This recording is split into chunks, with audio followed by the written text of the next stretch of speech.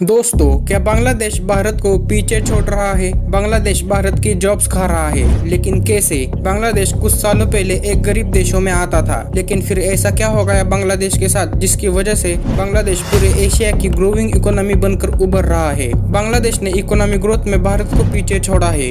2020 में बांग्लादेश ने per capita GDP में भारत को पीछे छोड़ा था, लेकिन इतनी सारी ग्रोथ बांग्लादेश आखिर कैसे कर रहा है? दोस्तों, इसका जवाब है बांग्लादेश की textile industry. Bangladesh is second only to China in producing clothing for the world. Textile is one of the key economic sectors for us in Bangladesh.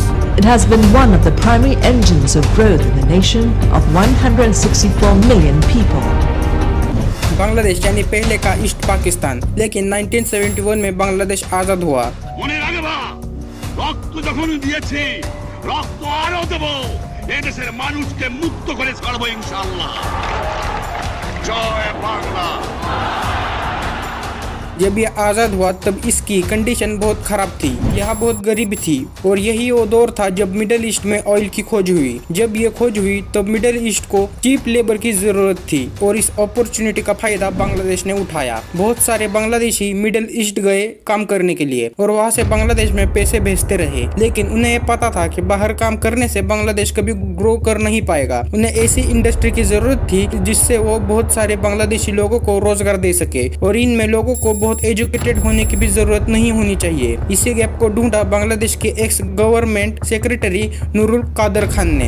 उन्होंने 130 बांग्लादेशी को साउथ कोरिया भेजा वहाँ से काम सीखने के लिए। उन्होंने वहाँ से ट्रेनिंग ली और बांग्लादेश में आकर अपनी खुद की फैक्ट्री शुरू की। लेकिन 1974 में एक एग्रीमेंट हुआ जिसे मल्टी बैरियर एग्रीमेंट कहते हैं। इस एग्रीमेंट में ये कहा गया कि एक डेवलप्ड नेशन दूसरे डेवलप्ड नेशन को सिर्फ लिमिटेड अमाउंट के ही गुड्स एक्सपोर्ट कर सकता है, इसके ऊपर नहीं। इस एग्रीमेंट से बांग्लादेश को काफी ज्यादा फायदा हुआ क्योंकि उस टाइम बांग्लादेश नया नया बना था, वो डेवलप नहीं था, इसलिए बांग्लादेश के एक्सपोर्ट पे कोई टैक्स नहीं लगता था और बांग्लादेश में लोगों के पास काम भी नहीं था, इसलिए बहुत कम दामों पर उन्होंने कपड़े बनाना शुरू किया और सबसे सस्ते दामों पर इसे बेचने लगे। उनके ऊपर एक्सपोर्ट टैक्स भी नहीं लगता था, इसलिए उनके कपड़ों की कीमत और सस्ती होने लगी और इसी सस्ते कपड़ों की डिमांड पूरी दुनिया में और ज्यादा होने लगी और यूरोपियन कंट्रीज में, अमेरिका में इसकी डिमांड और बढ़ने लगी। बड़ी बड़ी कंपनीज जैसे कि ज़ारा, H&M, लिविस, वॉलमेट, पुमा अपने कपड़े बांग्लादेश में बनाने लगे। आज भारत में जितने भी बड़े ब्रांड्स के कपड़े आते हैं उनमें से 80% कपड़े बांग्लादेश से आते हैं। आज के समय में बांग्लादेश में 5000 से ज्यादा टेक्सटाइल इंडस्ट्री है। बांग्लादेश में 1 करोड़ से ज्यादा लोग टेक्सटाइल इंडस्ट्री में काम करते हैं। चाइना के बाद बांग्लादेश का दूसरा नंबर आता है टेक्सटाइल इंडस्ट्री में। लेकिन दोस्तों, अब सवाल यह आता है कि इंडिया कैसे इतने पीछे रहा? देखो दोस्तों, बांग्लादेश एक छोटी सी कंट्री है